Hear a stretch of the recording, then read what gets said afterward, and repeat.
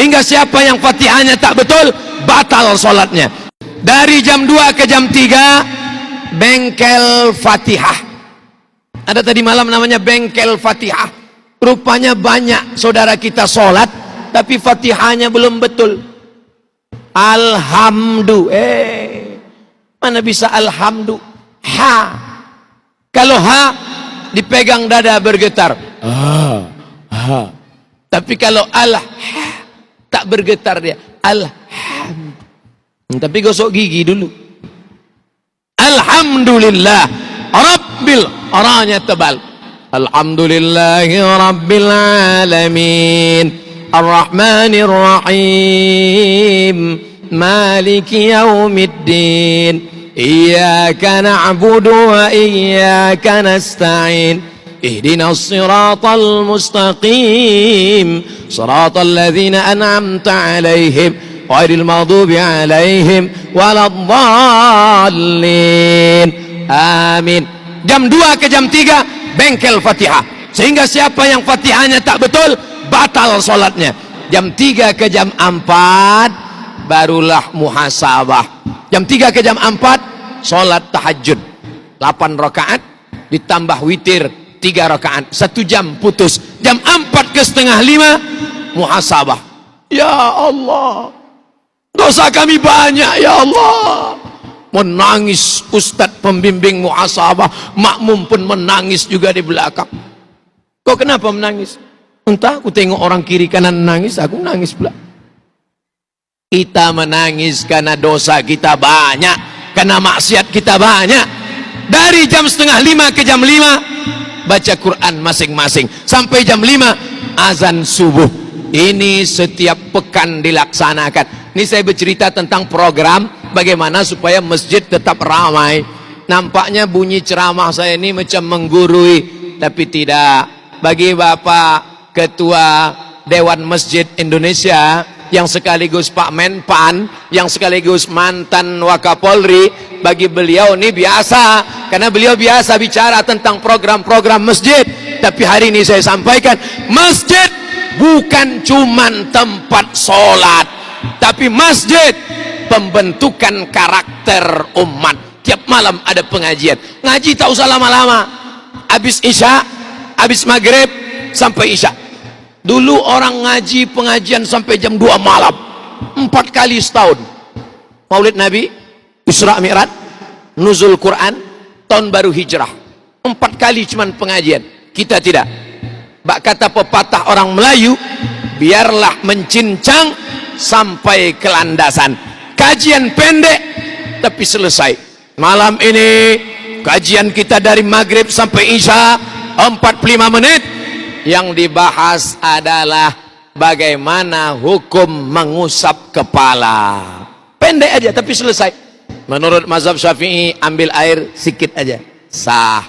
Menurut mazhab Hanafi 1/4 kepala. Basahkan tapak tangan 1/4 kepala, sah. Menurut mazhab Syafi'i sikit saja, sah. Menurut Hanafi 1/4 kepala, karena kepala dibagi 4, 1, 2, 3, 4, 1/4 kepala saja basah, sah. Tapi menurut mazhab Maliki basah dari depan sampai ke belakang, sampai ke depan, nyambung ke telinga, sehingga umat tidak lagi saling menyalah-nyalahkan. Setuju? Bulan depan, pekan depan, kaji lagi masalah fikih. Apa dia? Bersentuhan laki-laki dengan perempuan tak mahram, batal apa tak batal? Menurut mazhab Syafi'i bersentuhan tak mahram batal. Menurut mazhab Hanafi tak batal, karena makna bersentuhan bukan sentuhan kulit, maaf, jima baru batal. Menurut mazhab Maliki bersentuhan kalau tak nafsu tak batal, kalau nafsu baru batal. Saya ulang lagi, Syafi'i nafsu tak nafsu batal. Hanafi bernafsu pun tak batal, karena makna sentuhan kulit jima baru batal. Maliki bernafsu batal, tak bernafsu tak batal. Makanya ada sebagian kawan mau pergi, dia salaman dia sama istrinya, habis itu sampai di kantor sholat dia, ente tadi sentuhan, aku tak nafsu gitu. Aku sama bini kawanku yang bernafsu gitu. Na'udzubillah. Jadi kita tidak lagi saling menyalahkan. Pekan depan kaji fikih lagi. Dari maghrib ke isya kajian kita tentang bismillah. Mazhab Syafi'i, bismillahirrahmanirrahim. Mazhab Hambali, bismillahnya sir saja. Bismillahirrahmanirrahim. Alhamdulillahirabbil alamin. Mazhab Maliki tak ada bismillah sama sekali, sehingga tidak saling salah menyalahkan. Habis isya buka tanya jawab. Anda bertanya, Ustadz menjawab. Dijawab, selesai. 15 menit, 30 menit, direkam. Sehingga pengajian pertama hari ini, pengajian nanti malam, pengajian besok subuh, ada rekaman lengkap, tidak dipotong-potong lalu kemudian menjadi fitnah seperti yang sedang saya alami sekarang ini. Artinya apa? Ada rekaman lengkapnya. Di mana ini? Di Masjid Agung Batam. Di dalam apa di luar? Di dalam. Suaranya keluar apa di dalam? Di dalam. Untuk komunitas umat Islam. Mana edisi lengkapnya? Nih, kita punya bank data. Nanti ketika muncul Batam TV, TV Islam Batam, bahan kita sudah lengkap. Karena kita punya bank video pengajian. Satu hari kultum subuh, pengajian zuhur, pengajian maghrib ke isya, pengajian subuh. 1 bulan ada 120 video. 1 tahun 1200 video. Nanti ketika muncul Batam TV di satelit kita, bisa ditonton saudara kita di Kuala Lumpur, bisa disaksikan kawan kita di Singapura. Kita mesti berpikir maju ke depan. Jangan cukup bangga dengan masjid yang besar, tapi kita menjual program-program. Jangan sampai TV-nya ada, penceramah tak ada. TV-nya siap, satelitnya oke, duit ada, tapi bahan tak ada. Makanya rekaman hari ini mesti dipegang baik-baik. Masya Allah, ramai kamera. Kamera 1, kamera 2, kamera 3, kamera 4. Coba angkat tangan, mana yang kamera punya Masjid Agung? Angkat tangan. Satu pun tak punya Masjid Agung. Mesti ada 1 kamera punya Masjid Agung. Lalu kemudian data kita lengkap, disimpan, pengajian, kultum, imam, khatib. Khatib berseri, khutbah pertama, khutbah kedua, khutbah ketiga, khutbah 100, khutbah 1000. Sehingga nanti tinggal dicek. Coba cek mana khutbah pertama dulu. Siapa orang pertama yang khutbah di masjid ini? Pas dicek, Abdul Somad LCMA. Wow, amazing. Saudaraku yang dimuliakan Allah Subhanahu wa taala, kadang ceramah-ceramah kita hilang dihembus angin, entah kemana. Tapi alhamdulillah ceramah Ustaz Abdul Somad tidak hilang, karena ada direkam, lengkap, full. Di mana bisa kami lihat Pak Ustaz? Di channel Ustaz Abdul Somad Official. Jangan lupa subscribe, like, and share. Saudara yang dimuliakan Allah Subhanahu wa taala, ini sarana, ini cara. Dulu zaman Nabi tak ada Quran ditulis di kertas, tak ada Quran ditulis di buku. Tapi setelah Nabi meninggal, Quran mau dibawa. Bagaimana caranya? Quran yang ada di pelepah onta, pula, di pelepah kurma, di tulang onta, dibukukan menjadi satu. Ini sarana. Begitu juga sekarang kalau ceramah direkam, diupload, ini menjadi sarana. Saya sudah bicara tentang 3. Pertama, memakmurkan masjid. Yang kedua, mendirikan sekolah di sekitar masjid. Insya Allah SMP Tahfiz Quran Batam. Yang ketiga, mesti ada program-program ceramah berkesinambungan tiap malam, tiap waktu, dan sampailah khutbah Jumatnya terekam dengan baik. Yang keempat, masjid mesti ada yang disebut zaman Nabi Sallallahu Alaihi Wasallam, Baitul Mal. Zakat 1 pintu. PNS zakatnya bayar ke Baitul Mal. Di mana Baitul Malnya? Baitul Mal di dekat masjid kebanggaan kita. PNS yang tak mau bayar zakat tidak bisa, karena sudah diikat oleh Perda, peraturan daerah Kota Batam. PNS potong atas 2,5%. Setuju apa tak setuju? Alhamdulillah masyarakatnya setuju. Tapi masyarakat setuju tak ada nilai apa-apa. Yang penting setuju adalah anggota dewan. Karena kalau anggota dewannya setuju, maka keluarlah perda peraturan daerah. Ustadz Somad ceramah khutbah, bayar zakat, bayar zakat. Mohon maaf Ustadz, zakat kita tidak meningkat karena orang tak takut sama Abdul Somad.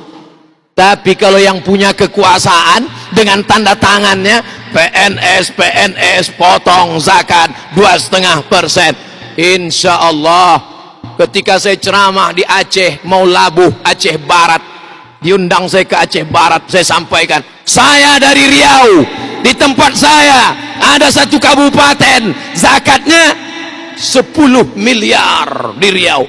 Selesai tausiah, ditanya sama orang Basnas Aceh, berapa tadi Ustadz di Riau? 10 miliar. Kami di Aceh Barat 15 miliar katanya. Terdiam saya. Makanya Abdul Somad kalau mau ceramah tanya-tanya dulu. Jangan sampai rupanya di kampung orang lebih besar daripada di kampung kita sendiri. Kenapa orang rajin bayar zakat? Karena ada transparansi. Kantornya dia tahu di mana. Badan Amil Zakat Nasional yang dilindungi oleh undang-undang negara kita yang berdasarkan ketuhanan yang Maha Esa, Pancasila. Satu, ketuhanan yang Maha Esa. Undang-Undang Dasar 1945 pasal 29 ayat 1 ayat 2 menjamin kebebasan beragama. Tidak ada tempat bagi orang yang tak bertuhan di negara kesatuan Republik Indonesia. Takbir. Maka jangan takut bapak-bapak wali kota, gubernur, pejabat, apapun kekuasaannya, anggota dewan, mumpung jabatan masih ada di tangan, kebetulan tanda tangan masih laku, pakailah untuk menolong agama Allah. In tansurullah yansurkum. Kenapa masjid tegak, besar, megah ini bisa berdiri? Karena ada kekuasaan. Kalau tak ada kekuasaan, saya berapa kali meletakkan batu pertama sekaligus batu terakhir. Berikut ini peletakan batu pertama yang diletakkan oleh Al-Mukarram Abdul Somad LCMA. Wah, foto. Setahun setelah itu ditelepon pengurus, Ustadz tolong datang lagi Ustadz. Acara apa Pak? Penggalangan dana. Kenapa? Masjid tak siap-siap. Trauma saya, lewat di situ pun pucat muka saya. Tapi masjid kita, Abdul Somad datang kemari bukan diundang peletakan batu pertama. Abdul Somad datang kemari diundang karena Pak Mempan hadir, semua pejabat datang untuk tausiah perdana dan khutbah pertama, sholat Jumat pertama. Maka kita pun menjadi senang dan bangga. Ini kenapa bisa tegak berdiri? Ada kekuasaan di ujung genggaman tangan. Ada dulu pernah punya kekuasaan. Selama dia berkuasa, apa yang dibuatnya? Alhamdulillah Ustadz, banyak taman-taman di tepi pantai dibuat. Lalu apa manfaat taman itu sekarang? Tiap malam Ahad, malam Minggu banyak orang pacaran Pak Ustadz. Siap-siaplah mengalir dosanya ke makam. Namanya dosa jariah. Selama dia berkuasa, apa yang dibuatnya? Alhamdulillah Pak Ustadz, dibuatnya fasilitas-fasilitas, pintu-pintu gerbang yang besar. Apa manfaatnya sekarang? Tak ada Pak Ustadz, banyak truk nyangkut tak bisa lewat. Tapi hari ini kita lihat, ketika masjid ini tegak berdiri, mati kita mengalir pahalanya. Jadi kalau ada orang mengatakan orang Islam tak perlu kekuasaan, orang Islam tinggalkan politik, orang Islam yang penting di masjid, orang Islam baca Quran, yang penting puasa sunat, itu bukan ajaran Islam. Kenapa Islam bisa sampai ke Turki? Karena Muhammad Al-Fatih punya kekuasaan. La taftahunnal Konstantiniyah, kalian akan merebut Konstantinopel. Wala ni'mal amiru amiruha, sebaik-baik panglima perangnya adalah panglima perang yang akan menguasai Konstantinopel, berubah negeri itu menjadi Istanbul. Oleh sebab itu, seandainya doamu makbul, tapi doanya cuma satu, doa makbul tapi cuma satu, apa yang kau mintakan? Ya Allah, berikan kami pemimpin yang adil dan amanah. Amin. Kalau amanah dapat kita, satu negeri mendapatkan amanahnya, satu negeri mendapatkan kebaikan-kebaikannya. Hari ini kita menikmati masjid yang megah, yang besar, yang mewah, bangga menjadi orang Batam. Nanti ketika ceramah ini diupload di internet, orang bertanya, di mana Ustadz ceramah masjid besar itu? Itu di Batam. Ustadz orang Batam? Dekat-dekat dari Batam lah.